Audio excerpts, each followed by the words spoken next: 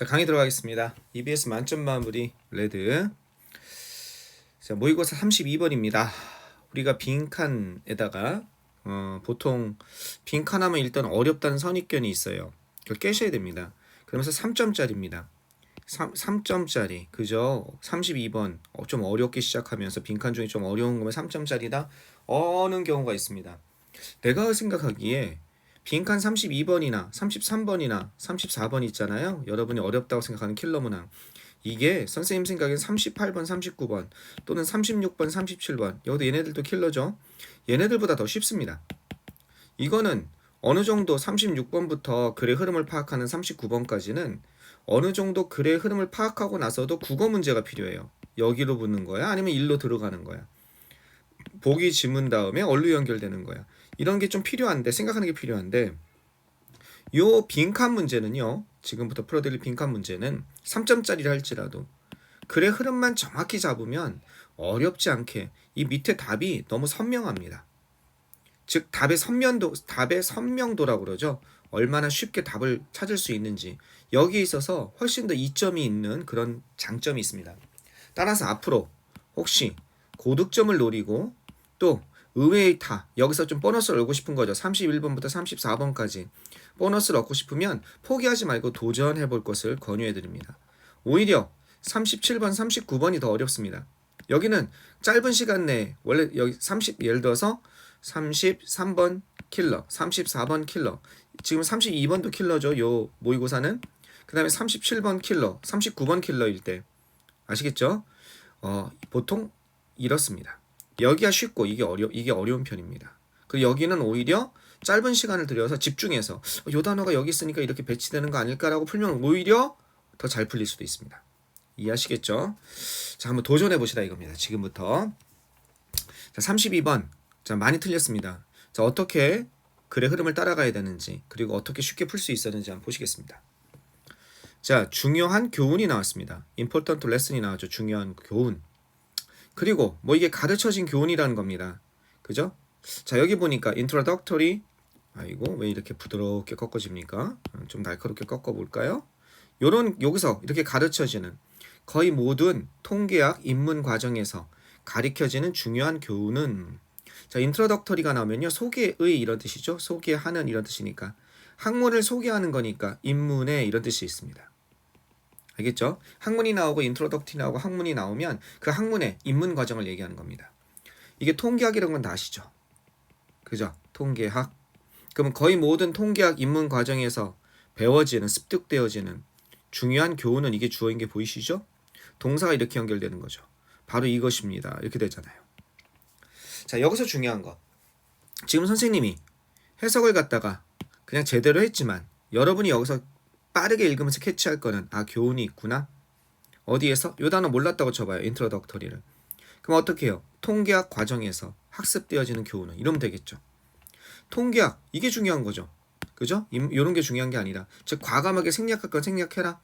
거의 모든 통계학 과정에서 습득되는 교훈은 이래도 아무 문제 없잖아요. 바로 이것입니다. 됐다음에 주어 동사가 안 나오고 when으로 해서 이렇게 이어지고 있으니까 여기서부터 여기까지가 중간에 끼어들어간 거죠. 통계학이 나오면 이걸 알았으면 좀 쉬웠습니다. variables가 나오면요, 여기 s가 붙었잖아요. 그죠? 원래 다양한 변화가 가능한 이런 뜻이지만 s가 붙었다는 건 무슨 뜻입니까? 명사란 얘기예요. 변수란 뜻입니다. 통계학이 앞으로 나올 수 있습니다. 수능에서. 그때 variables가 나오면, variable이 나오면 변수란 뜻입니다. 두 개의 변수가 관련이 되어 있습니다. 관련되어 있지만 어떻게 불완전하게 그렇게 되었을 때, 두 개의 변수가 통계학에서 관련되어 있지만 불완전하게 그렇게 되었을 때 극단적인, 자, 밸류가 나오잖아요. 그러면 통계학이나 그래프나 이런 게 나왔을 때 밸류는요, 값을 얘기합니다. 값. 알겠죠? 무슨 값, 최대값, 최소값 할 때 어디에 있어서? 여기에 있어서. 그죠? 변수 중에 하나에 있어서의 극단적인 값. 여기서 핵심적인 건 극단적인 값이죠. 그냥 값이 아니라. 아시겠죠? 극단적인 값. 극단적인 값은 이렇게 되는 경향이 있습니다. 어떻게 되는 경향이 있냐? be matched. 맞춰지는 경향이 있다는 겁니다. 조화를 이루다 이렇게 되는 거죠. 그죠? 조화가 이루어지다 이런 뜻이죠. 조화가 이루어지다, 맞춰지다. 뭐에 의해서? 여기 되게 중요한 게 나오네요. 덜 less니까 덜 극단적인 값 어디에? 다른 쪽에 on the other니까 한쪽의 극단적인 값은 다른 쪽의 덜 극단적인 값에 의해서 맞춰지게 되는 그런 경향이 있다는 겁니다. 해석을 잘했어요. 그런데 독해를 평소에 많이 하지 않은 학생들은 이런 실험 내용을 알고 있지 못한 학생들은 이게 무슨 말인지 모릅니다. 그럼 여기서 우리가 가지고 가야 할 것은 뭐겠습니까? 다시 순간적으로 보면서 중요한 교훈은 알겠죠? 어디에서 통계학 분야에서 중요한 교훈은 어떻게 극단적인 값이 그죠? 어떻게 이런 경향이 있다 맞춰지는 경향이 있다 뭐에 덜 극단적인 값에 의해서 이렇게 되는 거죠. 어느 한쪽의 극단적인 값이 다른 한쪽의 덜 극단적인 값에 의해서 맞춰지는 경향이 있다 이렇게 얘기하고 있는 겁니다. 요게 좀 자신이 스스로 요약시키는 거예요. 아 그랬을 때 This is the regression effect. 이거에 대해서 뭐라고요? 이거에 대해서 뭔가 심리학적 용어를 하나 정했네요. 이것이 바로 뭐다? 통계학적 용어에서 리그레스가 후퇴하다는 뜻이잖아요. 후퇴 효과다. 회귀 효과다 이런 말을 어려운 말을 쓰는데 우리가 그런 거 어떻게 합니까? 그냥 리그레션 이펙트다 무시하고 넘어가는 겁니다. 그래 놓고 그러나가 나와 있는 게 아니라 The height of parents in children are related. 아까 전에 뭐라고 그랬어요? 그죠? 이걸 찾아내면 되죠. related. 그러면 사례를 설명하는 거구나 다 알 수 있습니다. 그죠? 두 개의 변수. 그럼 두 개의 변수가 뭐겠습니까? variables가 바로 부모와 어린아이의 키인 거죠. 이렇게 이해하시겠습니까? 그렇잖아요. 두 개의 변수가 이렇게 연결되는 거잖아요. 요거 두 개의 변수가 연관되어 있을 때 됐죠? 이것이 즉 부모와 아이의 키가 연관되어 있을 때 요렇게 연결되는 거 보이십니까? 그죠? 그러나 아까 전에 뭘 한다고 그랬어요? 여기서 나오네요. 불완전하게 그렇다며. 그러니까 not perfect가 나온 거예요. 이렇게 연결되는 거 보이세요? 그죠? 요것도 또 한번 칠해 볼까요? not perfect, imperfect입니다. 이게 어떻게 not perfect 이렇게 연결되는 거죠. 그럼 예를 드는 거죠. 그것이 연관이 돼 있지만 불완전하게 연관돼 있을 때 그것은 어떤 경향이 있습니까? 그렇죠. 그것은 it is subject to. 이제 여러분 이거 모르면 뭐 못 봐요? 수능 못 봅니다. 그것은 이렇게 되는 경향이 있다는 요것에 복종하다. 뭐뭇에 복종하다. 이런 기본적인 뜻이 있는 거예요. 뭐뭇에 복종하다. 이 뭐뭇에 복종한다는 뜻은 뭐예요? 뭐뭇을 받다 이런 뜻입니다. 어떤 것? variability와 fluctuation을 받게 됩니다. 단어가 어렵네요. 그죠? variability. 이거는 가변성이란 뜻인데 모르겠다고 칩시다. fluctuate가 요동치는 거예요. 오르락 내리락 요동치는 거. 요동을 얘기하는 겁니다. 오르락 내리락 하는 거. 어쨌든 지금 조건이 이랬을 때 어떻게? 다시 두 가지의 변수가 연관되면서 불완전했을 때 즉 부모와 아이의 키가 연관되고 그것이 그 관계는 불완전한데 그것이 어때? 요런 걸 받는다는 거예요. 똑같은 것이 적용됩니다 라고 했으니까 학생의 성적에도 적용됩니다. 그죠? 고등학교와 대학교. 그러면 여기서 고등학교와 대학교에서 성적이 일관되지 않는다는 거죠.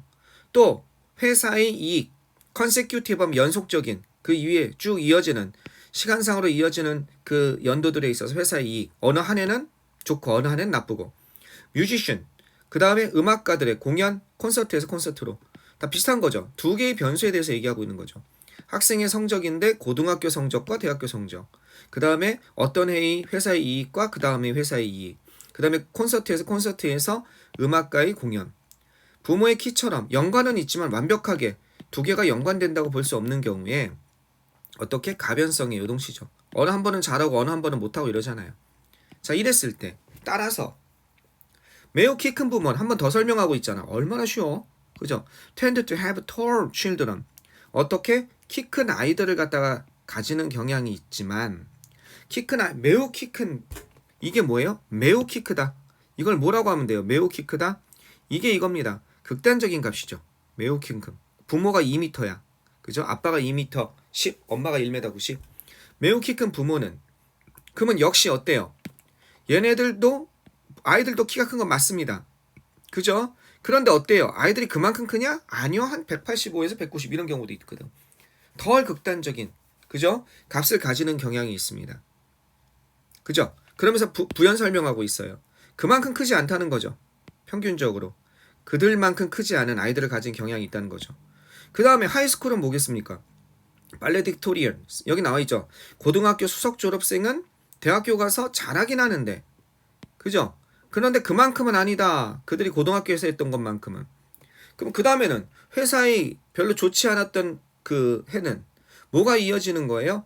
그쵸? 좀 더 수익성 있는 그런 다음에는 좀 더 수익성 있는 해로 이어지고 banner years 그 다음에 어떤 것? 이 banner years는 회사가 최고로 잘 된 해 깃발을 날릴 수 있는 알겠죠? 그럼 banner years는 그러면 요게 disaster years와 같은 거고 바이가 어디 있습니까? 여기 있죠 이렇게 그죠? 그 다음에는 덜 수익성 있는 한 번은 정말 잘 됐으면 다음번엔 덜 즉 어떻게 된다? 그러다 보니까 어떻게 되는 거예요? 부모의 키가 엄청나게 커 2m 10, 1m 90 아이도 엄청나게 커가 아니라 아이는 190, 185 그죠? 그러면서 점점 뭐에 맞춰져 가요? 전체적으로 평균값에 맞춰가는 거죠. 계속 그게 극단적으로 큰 것이 아니라 한 스코어가 극단적일 때 이 말 다시 나오는 거죠. 극단적일 때 한 스코어가 극단적일 때 그것에 상응하는 것은 어떤 경향이 있어요? 그거보다 덜 극단적이다라는 말이 나오면 좋겠는데 없잖아.